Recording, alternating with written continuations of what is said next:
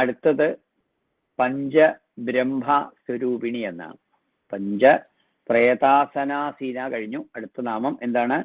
പഞ്ചബ്രഹ്മ സ്വരൂപിണി. ഇങ്ങനെയാണ് അത് ഉച്ചരിക്കുക. പഞ്ചബ്രഹ്മ സ്വരൂപിണി. പഞ്ചബ്രഹ്മം സ്വരൂപമായിട്ടുള്ളവൾ എന്ന് നാമത്തിന് അർത്ഥം.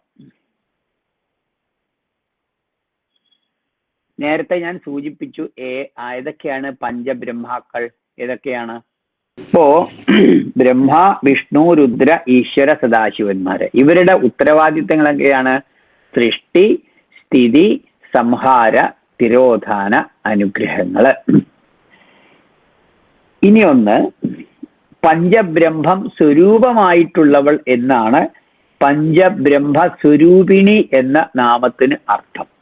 ഇപ്പോ ഇതിന്റെ തൊട്ടു മുമ്പ്, അതായത് പഞ്ചപ്രേതാസനാസീന എന്ന നാമത്തിൽ വ്യാഖ്യാനിച്ചപ്പോൾ അതില് വിവരിച്ചു തന്നതുപോലെ സ്വശക്തികളുമായി ചേർന്ന ബ്രഹ്മാവിന് ഞാൻ നേരത്തെ പറഞ്ഞു വാമ എന്ന ശക്തി. അപ്പൊ ഓരോ ദേവന്മാർക്കും ഓരോരോ ശക്തികളാണ് കൂടെയുള്ളത്. അപ്പോ സ്വശക്തികളുടെ സ്വന്തം ശക്തികളുമായി ചേർന്ന് ബ്രഹ്മാവ്, വിഷ്ണു, രുദ്രൻ, ഈശ്വരൻ, സദാശിവൻ എന്നിവരെ ചേർത്ത് പഞ്ചബ്രഹ്മം എന്ന പ്രയോഗം. ഇത് തന്നെയാണ് നമ്മൾ 58ാമത്തെ നാമത്തിൽ നമ്മൾ പഠിച്ചത് അല്ലെ? പഞ്ചബ്രഹ്മാസനസ്ഥിത എന്ന്. പഞ്ചബ്രഹ്മാസനസ്ഥിത, അവിടെ ഇത് തന്നെയാണ്. ആ മഞ്ചയുടെ 4 കാലില് ഓരോ കാലിലും എന്താണ്?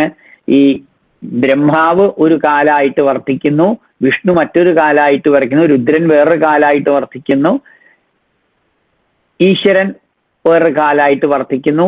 ആ മഞ്ചയായിട്ട് സദാശിവനും അതിനു മേലെ ആ ഭഗവതിയും ലളിതാ ത്രിപുര സുന്ദരിയും വർത്തിക്കുന്നു എന്നർത്ഥം. മനസ്സിലായോ? അപ്പൊ ഇവിടെ അതേ ഇതിൽ നോക്കുമ്പോ പഞ്ചബ്രഹ്മ സ്വരൂപിണി. അപ്പോ എന്താണ്? ഈ സ്വശക്തികളുമായി ചേർന്ന് ബ്രഹ്മാവ് വാമ എന്ന ശക്തിയോടുകൂടി, വിഷ്ണു അതേമാതിരി മഹാലക്ഷ്മി എന്നോ സങ്കല്പത്തില്, രുദ്രൻ, ഈശ്വരൻ, സദാശിവൻ എന്നിവരെ ചേർത്തിട്ടാണ് പഞ്ചബ്രഹ്മാക്കൾ എന്ന് പറയുന്നത്. ഇവിടെ എന്താ നാമം എന്താണ്? പഞ്ചബ്രഹ്മസ്വരൂപിണി എന്നാണ്. അപ്പൊ ഇവിടെ ഇവർ ദേവിയിൽ നിന്നും ഭിന്നരല്ല, ഒന്ന് തന്നെയാണ്. മനസ്സിലായോ?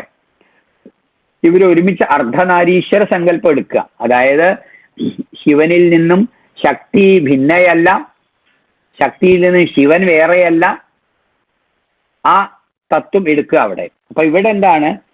ഇവർ ഈ ബ്രഹ്മാവാണെങ്കിൽ വാമാദേവിയിൽ നിന്ന് ഭിന്നയല്ല, വിഷ്ണു ആണെങ്കിൽ ലക്ഷ്മിയിൽ നിന്നും ഭിന്നയല്ല. അതുകൊണ്ടാണ് വിഷ്ണുവിന് പൂജ കഴിക്കുമ്പോ മഹാലക്ഷ്മിയുടെ അനുഗ്രഹം കൂടി ഉണ്ടാവും എന്ന് പറയുന്നത്. മഹാലക്ഷ്മിയുടെ മാറിടത്തിലാണ്, അല്ല മഹാവിഷ്ണുവിന്റെ മാറിടത്തിലാണ് ലക്ഷ്മി വസിക്കുന്നതൊക്കെ നമ്മൾ നാരായണീയത്തിലൂടെയൊക്കെ പഠിച്ചിട്ടില്ലേ? അപ്പൊ അതുപോലെ തന്നെ രുദ്രൻ, ഈശ്വരൻ ഒക്കെ എന്താണ് പറയുന്നത്? ഇവരൊക്കെ ദേവിയിൽ നിന്നും ഭിന്നരല്ല, ദേവിയിൽ തന്നെയുണ്ട്. അപ്പൊ ദേവിയുടെ തന്നെ രൂപങ്ങളാണ്. ശക്തിയായുക്തരായിരിക്കുമ്പോൾ പഞ്ചപ്രേതങ്ങളായ ഇവർ, മനസ്സിലായോ? അതായത് ശക്തിയായുക്തരായിരിക്കുമ്പോൾ പഞ്ചപ്രേതങ്ങളായ ഇവർ ദിവ്യാംശം തന്നെയായ ശക്തികളോട് ചേർന്ന് പ്രപഞ്ച പ്രവർത്തനത്തിന് കാരണമാകുന്നു. അപ്പൊ ഇവര് ഈ പഞ്ചബ്രഹ്മാക്കള് ബ്രഹ്മ, വിഷ്ണു, രുദ്ര, ഈശ്വര, സദാശിവന്മാര് അവരവരുടെ ശക്തികളോട് ചേർന്ന് ഇരിക്കുമ്പോൾ അവരവരുടെ ഉത്തരവാദിത്വങ്ങൾ നിറവേറ്റുവാൻ ശക്തരാകുന്നു. അപ്പോ ഇവിടെ പഞ്ചബ്രഹ്മസ്വരൂപിണിയാണ്. പഞ്ചബ്രഹ്മം തന്നെ സ്വരൂപം, രണ്ടും വ്യത്യാസമില്ല എന്നാണ് നാമത്തിലൂടെ വ്യക്തമാക്കുന്നത്. പഞ്ചബ്രഹ്മാക്കൾ എന്ന് പറയുന്നത് എന്താണ്?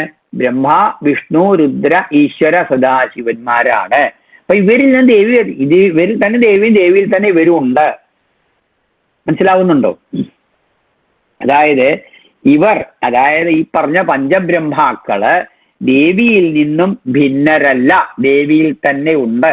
അപ്പോ പഞ്ചബ്രഹ്മം സ്വരൂപമായിട്ടുള്ളവൾ എന്നാണ് അർത്ഥം. പഞ്ചബ്രഹ്മം എന്ന് പറഞ്ഞാൽ ബ്രഹ്മ, വിഷ്ണു, രുദ്ര, ഈശ്വര, സദാശിവന്മാര്.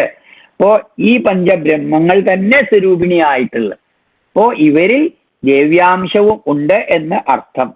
ഇവർ ദേവിയിൽ നിന്നും ഭിന്നരല്ല എന്ന് മനസ്സിലാക്കുക. അതാണ് ആ നാമത്തിന് അർത്ഥം. പഞ്ചബ്രഹ്മം തന്നെ സ്വരൂപമായിട്ട്. അപ്പോ ശിവനിൽ കൂടി നമ്മൾ ശക്തിയെ കാണണം, വിഷ്ണുവിൽ കൂടി നമ്മൾ ലക്ഷ്മിയെ കാണും, രുദ്രനിൽ കൂടി നമ്മൾ പാർവതിയൊക്കെ കാണും. ഈ അർത്ഥമാണ് അതിന് ഉദ്ദേശിക്കുന്നത്.